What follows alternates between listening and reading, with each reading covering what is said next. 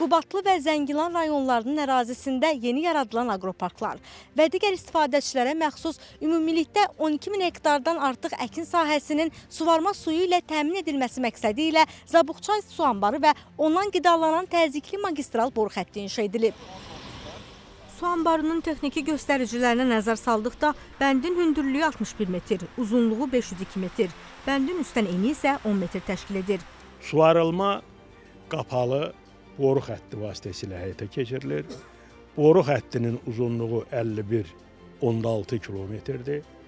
Öz təzyiqindən gedir, təzyiqli boru xəttidir və sonuçta o boru xəttindən həm Qubadlının, həm Zəngilanın əkin sahələri intensiv üsullarla, damcılama üsullarla əkin sahələrinin suvarılmasında istifadə edirlər. Bu da həm əhalinin yaşayış tərzinin yaxşılaşmasına, həm ölkəmizdə kənd təsərrüfatı məhsul istehsalının artımına səbəb olacaq mühüm bir hadisədir. Qurum rəsmisinin sözlərinə görə gələcək dövrdə Həkəri və digər bir neçə çayın üzərində də su anbarının tikilməsi nəzərdə tutulur. Həmçinin işğaldan azad olunan ərazilərdə içməli su təchizatı və kanalizasiya sistemlərinin bərpası istiqamətində işlər görülür.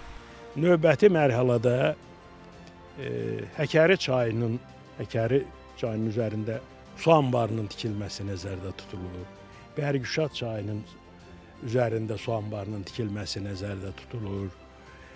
Tərtər sol sahil kanalının tikilməsi nəzərdə tutulur.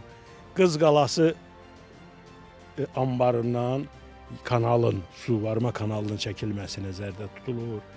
Həm içməli su şəbəkələri yaradılıb, eyni zamanda kanalizasiya, yağış sularının qorunması və sair sahələrdə, bütün sahələrdə işlər aparılır.